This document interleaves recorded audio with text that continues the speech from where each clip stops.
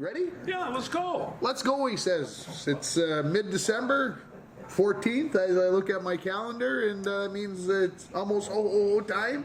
Are you ready? I'm ready. He's ready. I'm not. I'm ready. I only got 2/3 of my shopping done. Oh, are you? Yeah. No, Does that tell you how many presents I need to buy? Well, 1/3 left. 1/3 left. Yeah. So, yeah, anyway. Well, everybody wants to know before we get started, how was the turducken? The turducken was fantastic. It was one of the best feeds that we put out here. I mean, everything went well. The bar was full. There was more than enough food. There was turducken. There was gumbo. There was jambalaya. There was just a ton of stuff. Did I move to like Louisiana or what? Well, what yeah, happened? and then one lady brought in an incredible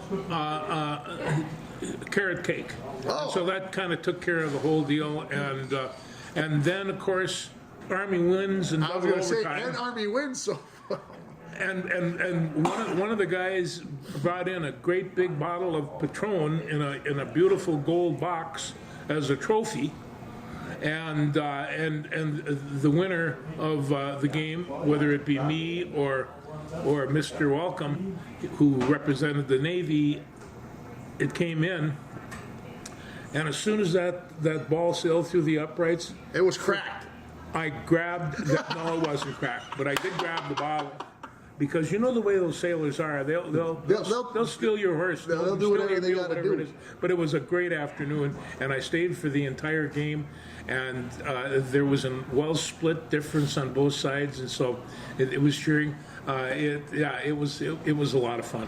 Well, 2 notes that I have. I got to watch only about the last 2 minutes of regulation, and then the overtimes. And with Army winning 20-17 and double overtime.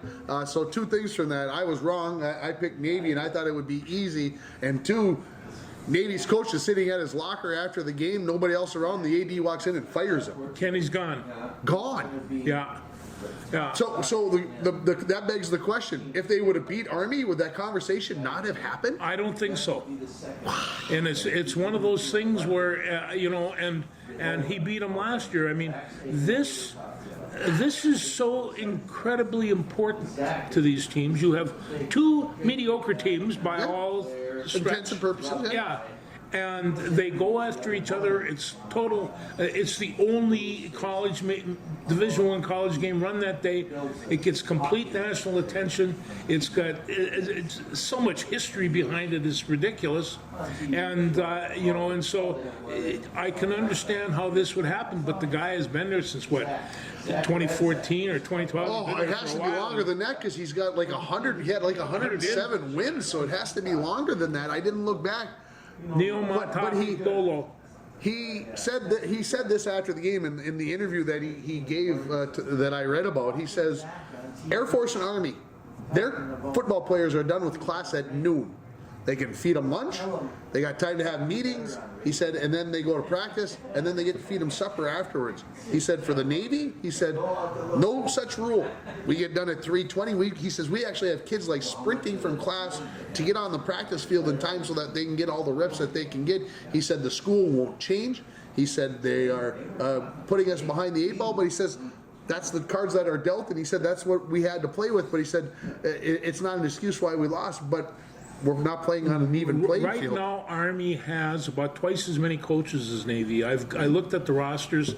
Army's was 2 full pages, and Navy was 1 double spaced. And they have, where somebody might have 4 coaches on the defense, which is not unreasonable. And Navy gets 2, and that's it. And so, they really don't have the resources that some of the rest of these teams have. Scarier part was, and nothing against gymnastics,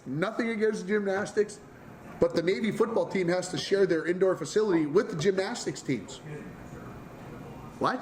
What major football program, Division I now, has to share an indoor facility with the gymnastics team? I was stunned. I'm like, wow. no wonder Navy is where it's at. So anyway, No, and it's really pretty amazing because I thought Navy had, considering its schedule, they went tooth and nail with Notre Dame. Yeah. And they beat Central Florida, a ranked team. And so they come up short in double overtime. I'm not sure it should have cost the man his job. well, they said that it had more to do with 2-5 against Army over the last 7 years. Also, the last 3 years, no more than 5 wins in any season. That just wasn't getting the job done. We go back to those. It happens. It happens. Yeah. So sometimes you need to move on. So But I got to talk about college football just for a second because this quote came up. 65% of Power 5 teams get a bowl bid. 65%, making it, and you'll go for this, mathematically more difficult to miss a bowl than to go to one. Now, has something happened to our view of competition? I think I think that this is going to be readjusted once they bring the 12-team playoff type thing. But should we have all these bowls? let's blame it on ESPN first of all. Yeah, Seriously. I'm just no. ESPN is footing the bill for a lot of this, putting it on. They're getting their sponsors.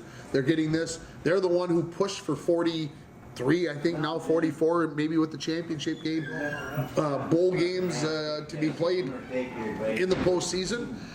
Yes, I agree. There's going to be the 12-team playoff coming in a couple years. Is that going to reduce the number of playoff teams or number of bowl games? I don't think it will. ESPN, even though they claim that they're not making money, they've got a plethora of money, especially when it comes to football. And I was going to ask you, the bowl games start next week. Are you going to watch any of the ones before Christmas? I was looking through the list, and probably not. It might be like, gee, I'll sit down with a cup of coffee and see what's on TV, and one might be there. But in terms of planning, and I mean, will I watch the Gophers? Yeah, I guess I'll watch the Gophers play, but it's difficult for me to even take that serious. I say that because we would be considered maybe two of the more diehard college football fans out there, and we're not going to consider probably watching the first 20 bowl games out there. No. And of course, the Gopher game is going to be at 11 o'clock on, what is it, Thursday the 29th, I believe it is. It's an 11 o'clock game. Yeah, am I going to watch it? Yeah. Am I going to have it on? Sure, it's going to happen because it's the Gophers. But would I be watching the Bad Boys Mowers Pinstripe Bowl if the Gophers weren't in it? No, probably not at 11 o'clock on a Thursday. That bowl intrigues me simply because it's in New York. And I saw the agenda of what these Gopher players were going to do, and it really kind of did. I mean, they get to go to Radio City and watch the dancers and stuff like that. I mean, and then they actually have them doing some fairly serious stuff with kids and such. Sure. So, New York. Hey, a lot of these kids have never been to New York, and it's one of those strange things. But I hope they have a good time. North Dakota State, South Dakota State both won last week, so they did. are into the national semifinals with a chance. They're on opposite sides of the brackets to play each other. And I caused North Dakota State and Samford. Yeah. Samford's is a small school in Montgomery, Alabama. Okay. And to prove that he was doing his homework. Oh no! I actually know somebody who went. Somebody that went to Samford. Yeah. Okay. And so they're the Bulldogs, and they give North Dakota a good shot for the first half. They did. And then all of a sudden, North Dakota State has a way of doing that. Wearing you down. Yeah, and it's I think that this North Dakota State, South Dakota State. Now there is a bowl game if you want to watch a football game, and it's just, is this the big leagues? Well, I don't know. There are an awful lot of quarterbacks leaving NDSU and receivers and tackles and guards and all the rest of that, heading for Sunday play. So, I think they're turning out some pretty good athletes these days. Yeah, I think the biggest thing to go into this is Sacramento State, who was the number 2 seed, lost the incarnate word out of Texas San Antonio, Texas. I had to think about it for a second. Anyway, 66-63 was the final. You heard that right. 66-63 was the final. Over 1,300 yards of offense. Anyway, 129 points. Incarnate Word goes to North Dakota State. Now, North Dakota State would have had to play on the road if Sacramento State would have won, but they get the 7th seed now. That should be an advantage for North Dakota State. Not that they needed one. And South Dakota State gets Montana State. So are these the quarterfinals? These are the semis. Semis, okay. So then these two winners will play on January 7th. That's the Saturday before the national championship game for the big boys. Yeah. So, looking forward to that. Division II and Division III national championships are being played this weekend. Don't ask me who's playing because I don't know because I didn't even look at it because everybody from up north is gone and there's more bigger things to fry. Are we done with college football? We can quit talking about college football. Well, then I guess we've got to talk about pro football. We can talk pro football if you want. Well, yeah, we can talk. Actually, Sunday's game, I kind of semi-predicted. I knew that.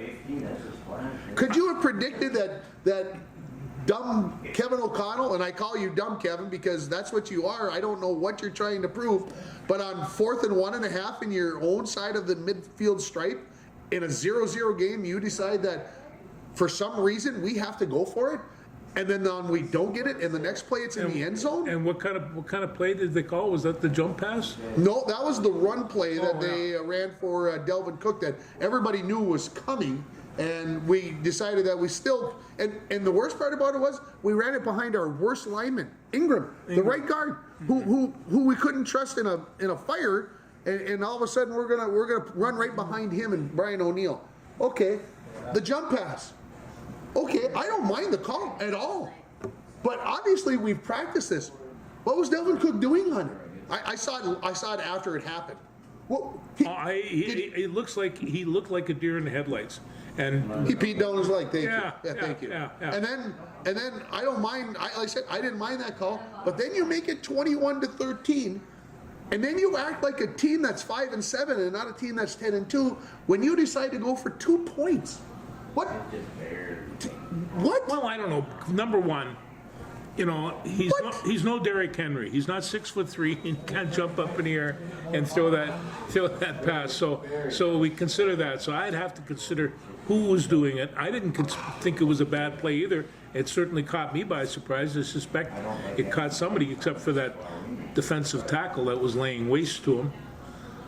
But, I tell you, they didn't have a defensive secondary. Harrison Smith not being there cost them Cost them the game. Yeah, cost them a game. Yeah. And the first touchdown, first pass, he was so wide open, Tim. I can't remember the guy who replaced him, but he actually.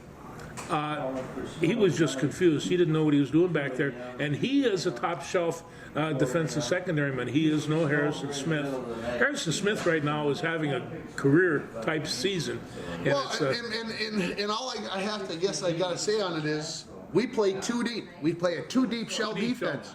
So you're a safety. What does that mean? That means you have the deep half of the field. And he decides that he's going to go play the middle of the field. Middle of the field. Not once, but twice for touchdowns. They flew by him so fast, he made his head spin. His head was looking around trying to find somebody, and he couldn't. So that obviously is a concern. I would assume that Harrison Smith will be back this Harrison weekend. Smith's going to be back. So will Christian Darrisaw, but they lost Brandel to a MCL injury. So now you gain your offensive lineman back, your tackle back, but the guy who replaced him is gone. So now you're still shorthanded in that position. Yeah, you are. Yeah. No, the Colts are horrible. Well, they are, and there's no reason for the Vikings to lose any of these next 3 games. There's none because the Colts are horrible. On the other hand, if Jonathan Taylor playing? I would assume so. Well, if he's playing, sometimes weird things can happen. So you gotta always be careful. And it's and so, but this game, they should get everybody back. I don't, like somebody brought up. Whether Darrisaw should even play, maybe he should rest for another week. They got playoffs coming in, but our offensive line play is so horrible without him. You gotta have quarterback and a left tackle. Those are the only two positions you need on a football team. Most yards receiving in an NFL season.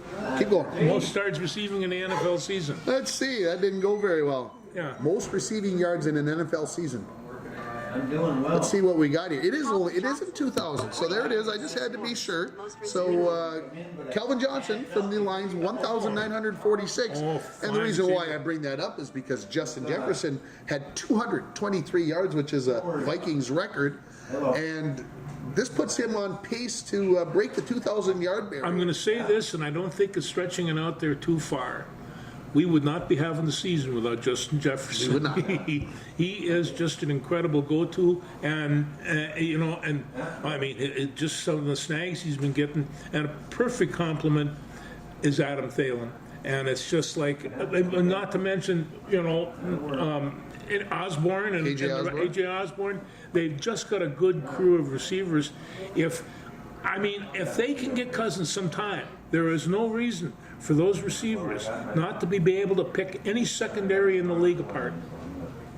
Well, I think, But I think about Detroit.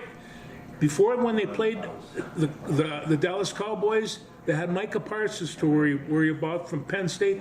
This week, they had Aiden Hutchinson to worry about. And I remember a year or so ago when they drafted him in the first round, you thought, well, that was a waste of a first round. Today, I beg to differ. He had a heck of a game, and he's going to be a very fine. he ended up getting drafted number 2. Yeah. I still think it's a waste of a pick on a guy that high. He's a good ball player. Don't get me wrong. Don't anybody judge whatever. But I don't think he's a number 2 overall pick. Well, anyway, when I was watching the game, I was thinking about that. You were thinking about that. Yeah, I really was. Special teams also sucked the big wind for the Vikings on Sunday. That didn't help when they out-punt their coverage. The punter trying to make a name for himself, Yeah. and then a big punt return after a long punt, but a poorly placed You punt. outrun your coverage, and they do that continually. There's guys in that league that can really boot, and so what they practice is dropping it inside the 10. That's what. Well, and we were back inside our own 20, so I understand what he was trying to do. He was trying to punt over the guy's head and see if he could get an 85 yarder and flip the field. I get it, but it didn't work out so well. And then, of course, the fake punt that we weren't apparently ready for, that we give up 40 yards on. Well, is that cute? So both the defense and the offense. It's interesting, some of the comments, some of the posts, some of the tweets, some of the whatever this week about whether the defense has, if O'Connell has decided that there are going to be some certain things that are going to be done, and if Ed Donatel is going to be the defensive coordinator much longer, is pretty much what they were inferring, that if things don't turn around, the Vikings have given up over 400 yards in Five straight games. 5 consecutive games. Yeah, It's never that's, happened in the franchise's history. It's hard to say that you're going to go win a Super Bowl when your defense. I heard the term "dead man walking" for him, and I'm not sure. But all of a sudden, all the negative things that happened to him when he was in Green Bay started coming around, and they actually questioned some of his calls there as well. And so I'm not sure. Every coach is going to get questioned, Yeah. but. Well, it's like one of the things he's down. Everybody jump on him. I think it's a matter of personnel. And, when you have a secondary that's patched together like this one was last week, you can't forget that they're 10-3, and they're 10-3 for a reason. They had defense. Somebody would say luck. They're the luckiest team in the history of the league. This is true. That might be. It might be. Well, we have found out that Brock Purdy, for the Mr. Irrelevant, he was the final draft pick, drafted by the San Francisco 49ers. State know that less. And did you watch him play? I did not get a chance to watch him. He's fantastic. And all of a sudden, here's Brock Purdy.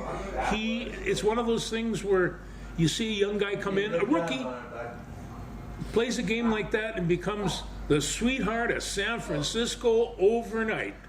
Trade Trey Lance away, it's all over. Lance is gone. He's so far down the list, and Jimmy G. He's I don't know whether he's good, but But this kid's a real thing. He moves well. His passes were just spot on. He's living it right now. We'll see. Can he do it consistently? They did lose Adabo Samuels. Deebo Samuel are going to be out. They're saying probably back for the playoffs. San Francisco sitting at 9-4. They play on Thursday Night Football this week against Seattle. They had to cart him off, and so and he's. But the 49ers keep winning, and of course they did it against the Tampa Bay Buccaneers in big fashion. And of course, Tom Brady looked less than stellar. Tom Brady looked old. I hate to bring that up, but at my age, it's not a problem. It's so we can say this: that when the Tampa Bay Bucks get eliminated in the first round of the playoffs, because they'll probably make the playoffs because they're going to win the division at 8-9. I suggest that you're watching the last game of Tom Brady. There you go. Yeah. So it cost him his marriage, and he's going to look horrible doing it. And okay, did I just say that out loud? Sorry, that was wrong. That's kicking a guy while he's down. That's wrong. That's wrong. You shouldn't do that. Well, he's not that down. He's done well the last 20 years, so he'll be fine. Philadelphia clinched a playoff spot. No surprise there. I mean, No. well, they're what 11-1 now, 12-1, 12-1 I think it is. So they're in, and they absolutely destroyed the New York Giants. They did, but Cowboys are coming to town. That's got some meat on that bone right I'm there. just saying is that it might be a real interesting football game. Should be. Yeah. So, And I'll say it this way: Philadelphia is probably primed for a downfall, kind of like the Vikings were last week, because everybody's going to go out and lay a stinker, usually lay an egg, not do well. So anyway, okay. Anything else pro football that we need to jibber jabber about? See, we got a fan here. Yeah, we got we've got our best fan right here. Thank you. Hello. And okay, so we should move on. That's fine. The only thing I was thinking about was Garrett Bradbury. I always had questions about his stuff. I'll tell you. Garrett, come back. We need you. And it was nothing against the other guy, because he did a pretty good job. And in fact, I thought earlier this year when they were battling for the position, he was starting and Bradbury was, I don't know, hurt or something, that he probably did a pretty good job. But Bradbury, he has steadily improved, and I have to say this, I think every game. And when you take a look at his blocks and such, his ratings are right up there. So bad back could be tough to overcome. back. We'll see how it all works out. It might. How desperate, of course, this team is. Now that they're 2 games behind Philly, really 3 games behind Philly for the number 1 seed. Obviously, you want to stay in the 2 seed because you'd like to play at home as many times as you can. But if the Vikes look like they've got things wrapped up, I would suspect that you're going to see some of these guys get rested. Yes, I would. So, obviously some of the guys have to be out there because you only get so many guys per week, and you only have so many guys that you can piecemeal in. But obviously, we'll see how things play out. Let's talk about the Minnesota Wild. Let's do about that. Wild have won a couple of games in a row. A 3-0 shutout in Vancouver on Saturday night, and then they come home to take on the Edmonton Oilers for the 3rd time in 12 days, and they beat them 2-1. And I'm not surprised that they beat Edmonton, because we seem to have Edmonton's number. But to hold Edmonton to 1 goal. Well, and how did they do that? Well, Fleury's having himself a really good game, and if he can start putting together, because he really hasn't played exceptionally well. Neither one of them have, for that matter. But if he gets hot, and goalies get hot, just like anything I'd like to see him get hot in April and May rather than in December and January. At least, he does be hot. At least he's got to warm up a little. Yeah. So give the fans their due. Like I said, I give credit, I think, to the team. He only faced 20 shots. Okay, I'm talking about Edmonton, who's got the best player in the world in Connor McDavid. You match him up with Leon Draisaitl, who maybe is in the top 5, maybe the top 10 players in the NHL, depending upon who you want to argue with. And you put them out on the ice on the same time, and you hold that team to 20 shots. Something was right there. They get the Red Wings tonight, and part of homestand here that continues through the weekend, and your favorite 8-year-old is getting to go to the game on Sunday. So, Yeah. Oh, right. he's jacked. I can It's just all about imagine. the NHL right now with the Elijah, and Well- God bless him. He's making his father go to an NHL hockey game. You ain't seen nothing yet. Wait till he's 18. Well, then he can go by himself, and he can. You know, I'll be too old by then. No, I'm kidding. But yeah, seriously, Wild are playing well, and it's good to see. It is. I have to bring up two teams because one's shocking and one's not. The Boston Bruins have the best record in the league, and Boston's always seems to be right there. I don't know what they've got going on right now, but they've got a good mixture going on. But the New Jersey Devils are only like 2 games behind Boston in like the points as far as things go. They lost the other night, New Jersey did.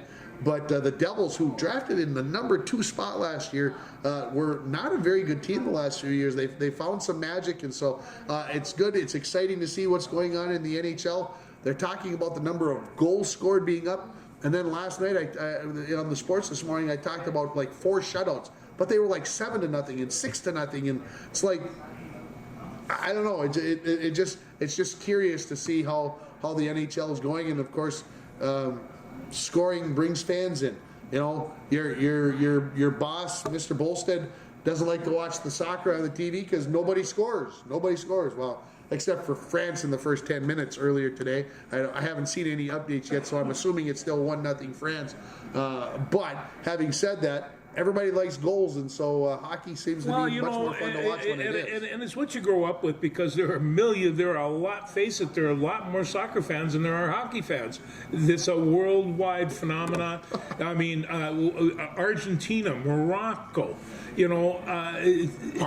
obviously Argentina is one of those teams that is considered one of the tops in the world, but then they lost to Saudi Arabia the first game, one of the first days, and everybody's like, one of the most major upsets in the world. What's wrong with Argentina? Well, apparently nothing's wrong with Lionel Messi or Lionel or however you want to say Messi it. was just a legend, made himself a legend yesterday, and it's Messi was messing. He was messing with everything. Croatia. He had him out thinking, not knowing which way was up or down or all around. He was pretty phenomenal. I got yesterday. a question where they're having it and why they have it in Qatar, and that's a matter of money. And anytime there's a matter of money in that circumstance, there is a bad kind of smell of corruption, and it's just some other things that are going on there. FIFA has said that they prefer to bring their tournaments to places where there is a totalitarian, for lack of a better term, regime, because they know that when they want stuff done, it's going to get done because they're going to make it happen, right or wrong how they do it. It's going to get done, and we'll see. Because the next one's going to be where? It's going to be here. Okay, so this is going to, we got to turn totalitarian to do this thing? No. But make sure we understand that it's when they made the pitch, it was for Canada, the United States, and Mexico, and the World Cup hasn't been here since 19. I'm gonna go 90. I think was the last time, or 90 somewhere in there was the last time it was here in the Americas, in North America, and so. But American athletes, they're so used to going to Mexico and Canada and back and forth. I mean, they're going all the time, and so this. You jump on an airplane in Los Angeles and go to Mexico City.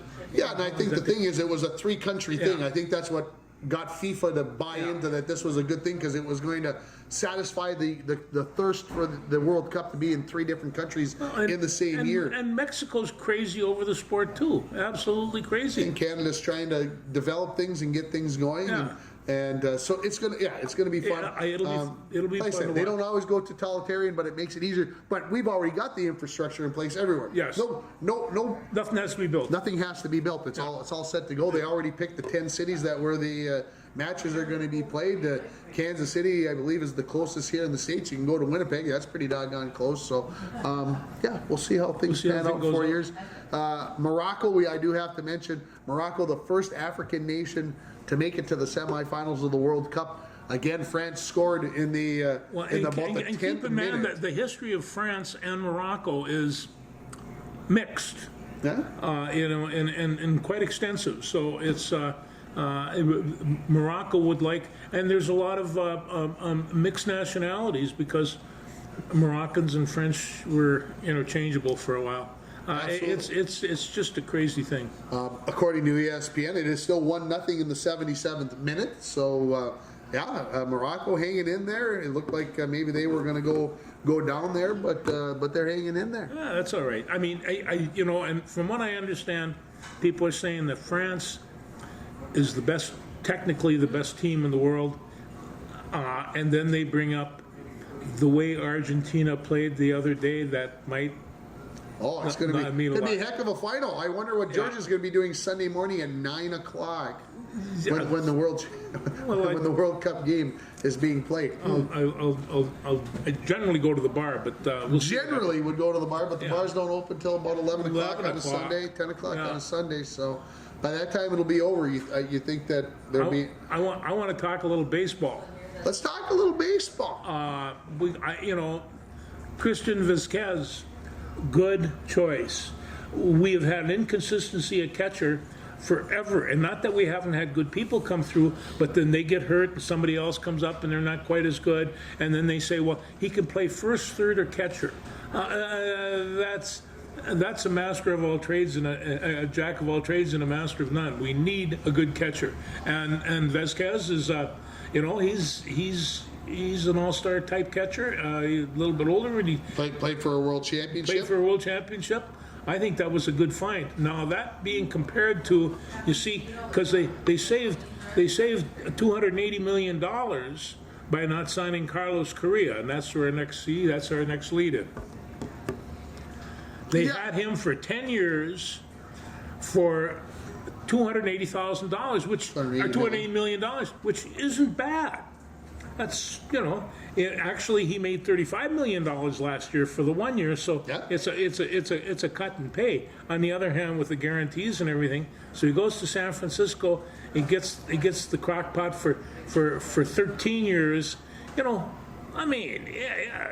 Can I say they overpaid? Oh, I think they're overpaid unless they're just rolling in the cash with nothing else to do with it. Like I say, we got Christian Vazquez. And I think we might have overpaid. I hate to say it. At 3 years at $30 million, I don't know. I mean, he's a good catcher. I don't know. Well, that's $10 million a year.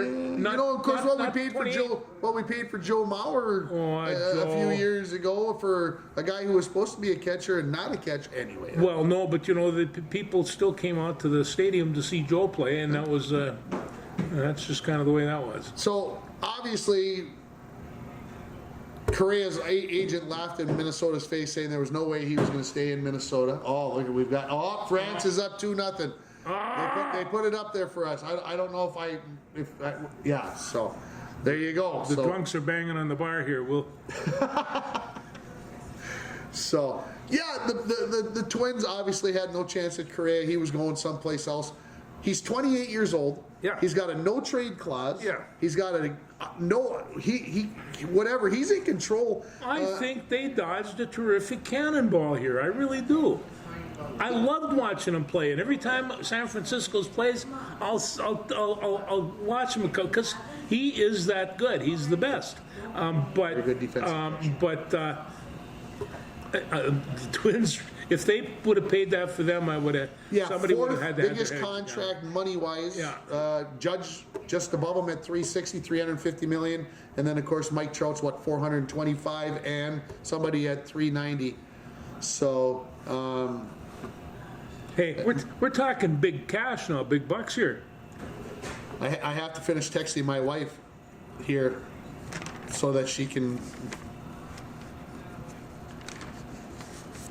She apparently wants to listen to country music. By the way, the radio station is now is available online 24 hours a day, 7 days a week. George is looking at me. Look at this face. What does that mean? That means that anybody in the whole wide world can listen to KGHS or KSDM 24 hours a day, 7 days a week, 366 days a year. That includes the Blues Show? That includes the Blues Hour. Hey! We're there! So George is very happy about that. Yes, I heard. So he was not aware of that till this second. So she so I'm texting my wife because, like I said, she wants to listen to country. I gave her the oldie station because that's the link that I had. So, Oh. okay. Anyway. This is the whole thing of live TV. If you want to cut that out, Darcy, that's- you can. I know you're not going to watch all of it in between. That was a touchdown. But the touchdown is for George is that the Blues Hour. Now you can listen to the Blues Hour whether you're in Nigeria, Nicaragua, or Nova Scotia. All my Nigerian friends are tickled pink. The one, anyway, that's very good news. A lot of people will listen. He now will be, when he gets off the air, he's not going to be like me, be rude and be texting while he's going to be on his phone like, you can listen to it. He's going to go home and there's going to be a mass email So sent out. that is the way it is right now. That's the way it's going to be forever. Forever. It's done. That's a it's lot. over. Okay, so It's okay. streaming. There's no app to buy yet, but it's coming. You can't say Alexa play KSDM yet, but that's coming. All right. So there we go. Hey, so we I got love the baseball, media. we got hockey, we got football. That must mean we got basketball to talk about. We do. The You wanna Timberwolves. talk- Yeah, yeah. we do. Let's talk about the Timberwolves. Yeah. First thing is they go to Utah, and Big Rudy, he has a pretty good game Yeah. in the home court, and then they go up to Portland, and I caught half of one of those games. They had absolutely no defense at all in Portland. Oh, Portland just did nasty things to him. And there was no defense there at all, and it just like I was kind of stunned. Damian Lillard goes off for 11 3-pointers and 38 points in 3 quarters Yeah. when they get destroyed in game 2. People were complaining about the defense that they were playing on Lillard. I challenge you, ESPN or somebody, put the collage together of the 11 3-pointers that he made in the first 2.5 quarters. He made the third one, the last of the 11, with about 5.5 minutes remaining in the third quarter, and then he didn't play in the fourth quarter. He kept getting further and further and further away from the basket. He was far from And the I'm not, perimeter. I know I like to exaggerate every once in a while, folks. And those of you, I like to. But some of those were from 30 plus feet. And I'm not lying. The line, the arc that in the NBA is at 23.9. So it's 24 feet. When you step back, it's 24 feet. There were a couple of those that he was at least 3 steps behind that line. So I'm That's telling 10 you, feet. the step, that's 9 feet. That's 33 feet. You're not defending people 33 feet away from the basket. No. So he was in one of those Michael Jordan-esque zones where you're doing this. Okay, you're not going to beat him. You're not going to be whatever. So the second game, Well, he ripped the Wolves for 2, and there was no 2 ways about it. But I mean, after a while, when you see him shoot, you just think back. Well, why don't you sit back and watch this guy play? He's pretty good. But he was doing exactly that. It's like they couldn't guard the perimeter. Well, I think they had the perimeter pretty good, but 5 feet outside the perimeter, that's tough to guard. You're really right. So, well, they get the Clippers tonight. And the Clippers are playing well. Clippers are playing well. They go to Oklahoma City on Friday before coming home on Sunday at 6 o'clock. And I know that only because the Wild play at 1 o'clock and the Wolves play at 6 o'clock. There's a rare double sitting out there for us fans like me who like to pull those kinds of rare doubles, but it won't happen. Anyway, having said all that, the Wolves, again, are back under 500. And of course, this run that I was hoping they were going to make, that without Karl Anthony Towns, is not developing. No, it's not. But but Anthony Edwards, from what I understand, he's starting to go to the bucket a little bit more. He's starting to. I mean, he just as soon sit outside the perimeter and pop too. But he has to go to One of the the problems bucket. with this team is they like to shoot too many threes, but then everybody's, some of these teams are being very successful by shooting lots of threes. Lots of threes. No, that's what they used to say when we coached. You live by the 3, you die by the 3. I was thinking exactly the same thing. Yeah. And the pros, they miss those shots once in a while too. Yeah. Yes, they do. Yeah. As long as we're talking about the NBA, I found this fascinating last night. The LA Lakers were playing the Boston Celtics. I mean, that's supposed to be a classic game, right? I mean, these two storied franchises won the most NBA championships, blah, blah, blah, blah, blah, okay? So LA's down 20 in the third quarter. LA's ahead 13 with 4.5 minutes remaining. You're going, this is the NBA, okay? This is why the game, why we can't get mad at the Timberwolves, because crap happens not just on a night, within a quarter. They call it a run. And some of these runs become gargantuan. 20? I mean, that's outscoring another team by 33 points. in like a quarter in like 2 minutes. It's insane. And then the Lakers blew it. Boston tied it after being down 13 with 4.5 to go. They tied it, got it to overtime, and then went in overtime. But you know, the other thing is you watch these guys, and they are big guys, get up and down that court, and that court's long. This isn't like a high school court. This Another thing is 10 long. feet, yeah. And so you know, you see them run. Boy, they get up and down that court lickety split.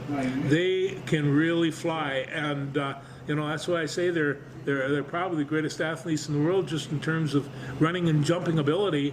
These guys are really something. The Golden State Warriors Yeah. lost last night at Milwaukee. They've played 14 games on the road. This is the defending world champion, folks. 14 games on the road, and they are 2-12. Wow. 2-12. And I keep saying to you, and people are getting tired of this statement, but if the Timberwolves fans are upset, what are the Golden State Warriors? They're probably going out onto the bridge saying, my team, what are they doing? Yeah, and they love that team. I mean, you watched them last year. Yeah, they love that it's team. stunning to me. Every time I want to get mad at the Timberwolves to the point of not watching them anymore, I think about Golden State and going, okay, they're the defending national champions, and they're 2-12 on the road. That's horrible. Well, San Francisco's kind of a strange town, you know. And I mean, and I don't even want to get back to that last football game, but Brock Purdy's parents were there, and every time he threw a touchdown pass, The tears started. They got very emotional in San Francisco. That's the way San Franciscoans are. I just made It's that only a up, I don't know. football game, Dad. You Football don't game. have to cry over it. Yeah. I digress. All right. So, are we done with pro basketball? We're done with You want to talk a little Gopher We basketball? can talk about Gopher basketball. The girls are playing fairly well. The boys aren't very good. Well, the women played Milwaukee today. Now, the only reason why I know where Milwaukee College University, I don't even know which one it is, University of Milwaukee, Milwaukee University. The only reason why I know anything about it is because it's in Milwaukee. However, and having said that, they were 3-6 or 3-8 coming into the game, something horrendous. And the Gopher women today let them hang around and hang around. They finally beat them by about 18. But, yeah, there's a lot of youth on this Gopher women's basketball team. I have to remember that. And, of course, the Gopher men, well, basically nobody that's on the team was on the team last year. So. No, they really aren't. And some of these kids are coming around, like Joseph and Battle's not back 100%. And, No, he's not. And Garcia, I mean, he's kind of a hit and miss, but that's the way young people are. I'm telling you, 2 years from now, this team is going to be a knockout basketball team. Because, number one, they're bringing in one of the top center recruits in the country, and they had a nice little article on him in the paper, and this kid is big and strong and smart. And when I see him in a Gopher uniform, I'm going to believe it because there's that portal, and that portal sucks. And I mean, literally sucks players to bigger and better programs. He said he loved Minneapolis. Well, I hope he's going to love Minneapolis for about 3 seasons. That's all you need. That would be a good number. Then he can Yeah, go to the NBA or whatever he's going to do. Yeah, but- this guy has too many skills, physical skills. So, but you know, you watched him, and I know Ben Johnson, and you know, and they only get like 10,000 people to the games, and that's too bad. And Johnson's starting to get frustrated a little bit, but he's got good recruiting coming in, and I think people had an expectation that they were going to be better this year than they were last, and I don't know what kind of. I mean, I felt that way, but I don't know if that's going to happen. Yeah, we got to remember last year they went 10-1 in their first 11 games, and then the roof caved in. We're going to see. I mean, the roof kind of has caved in. They're playing Arkansas Pine Bluff tonight. They better win that game, or there are going to be lots really are in of trouble. people freaking out. No, and they're going to about go this. back to that Big Ten, boy, and I'll tell you what, they got some nasty human beings playing in that league. They might win very few Big Ten games. It very well might be. And like I said, we knew that going in. We knew the that Gopher going women aren't going to win a whole lot of Big Ten games. No. So. How about as long as the Gopher hockey team? Yeah. You like those guys, but Yeah, you know how I like those guys. I watched them play a period against The Cheeseheads. the Badgers. Cheeseheads. Ooh, they were on them like ugly on an ape. They you know, they could score a lot of goals. That first line is really pretty terrific. Gophers got a nice team. They got a very nice team, yeah. Bulldogs lose twice in overtime to Yeah. Denver. They played, I thought, pretty good hockey Saturday night when I watched them. But Denver gets that 3-on-3, and Wyatt Kaiser, who is drafted by the Chicago Blackhawks and is probably going to be playing in the NHL for a lot of years, fell asleep at the wheel. He was going to the wall with the puck. He didn't think there was anybody behind him. The guy came up from behind him, picked his pocket, turned around, and zing, it's in the back of the net. It's just like, let's go home. Frustrating. Well, when these kids of this caliber make Bantam League mistakes, Yeah, that's a tough one. And Yeah. of course, none of his teammates were telling him that this guy was there. So that's frustrating in itself. But the fact that the Dogs took Denver to overtime twice, the #1 team in the nation, makes me feel a little bit better. I don't know if the pairwise will make me feel any better because they probably didn't move up anywhere in the pairwise, but which is how they pick the teams that go to the tournament. So the UMD Bulldogs, I know they've got over 2 months left in the regular season, but they're running out of daylight already because it's going to be imperative that they win a lot of these games coming up. Well, you just keep on telling your son that his hero is doing his best he can. Speaking of his hero separated his shoulder on Friday night and was not in uniform on Saturday. However, Mr. Biondi was sitting up behind us where the players sit that are on the injured reserve list, and we finally coaxed him, convinced him that he should go up and say hi. So he did, with a little help, Dad standing below him. I stopped so that he could be up there by himself because I wanted it to be for him, and so he did go up and talk to Blake, and Blake remembered his name. Almost a month after, 4 weeks after he remembered his name. So I thought that, Blake Biondi, you're moving up the ladder with me. So Well, and in some way they'll talk and they'll say, yeah, I remember meeting Eli Ringhofer when he was only 8 years old. I got a picture to prove it. Now look what he's doing. Oh, yeah, there you go.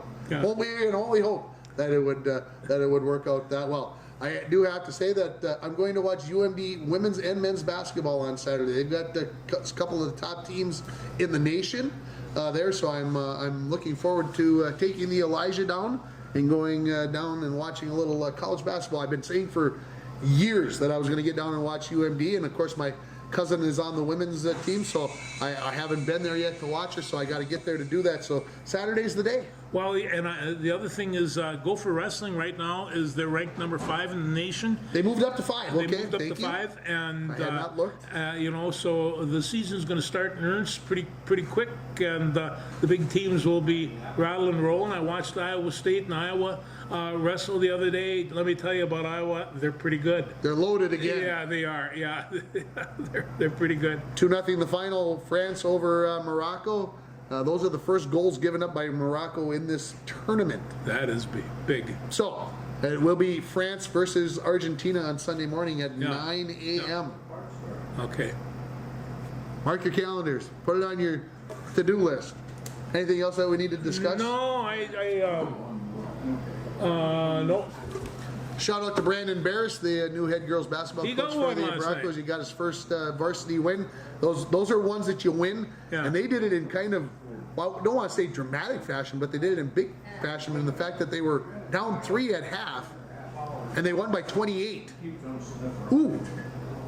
No, excuse me, I didn't do the math right on that. They outscored, yeah. Yeah, well, it was 40, I said 44-16, it was 44-13. They outscored the competition by 31. I don't know the coach very well, but every time I've been around him, he has a certain level of emotion that you got to appreciate. I think he's really a heck of a nice guy, and I think he's going to turn out to be a fine coach. Yeah, pretty even temperament. Very even temperament, So. just kind of like you and I. Yeah, Yeah. very much like you and I. That is exactly what I was thinking. So hopefully there's more wins coming up in the future for the girls. The Bronco boys hockey team got their first win last night. They went big over Ely 12-3. The Muskies went big 14-2 last night. So Ooh. there was all kinds of scoring going on for the Muskie boys. The Muskie girls lost a tough one though. They were ahead 1-0. Dryden probably the favorite to win their conference up in Canada, and came back and beat them 2-1. That's the third time those two teams have played this year. The third time Dryden's beat them by 1 goal. 1 goal. It'll be interesting when it comes to the playoffs coming up in February and March. I'm looking forward to it already. I can't. Well, that's because winter will be over by then, kind of. Winter will be kind of in the The next rearview mirror 48 by then. hours, it's not going to be over. Yeah, They wouldn't even. She wouldn't even let me go over the shovel. She says that snow's too heavy. You'll have a heart attack. So it was very heavy. Yeah. I did go out and shovel quite a bit of it by the radio station. Yeah. I was huffing, had a good sweat going after the Queen of Pain abused us this morning. yeah, I like her. Whew. She's a fine lady. If you've been wondering why the legs have been moving, that is why, because I she's a haven't- mean woman. I haven't played that tune in a while. We'll have to get it going. Thanks, everybody. See you next week.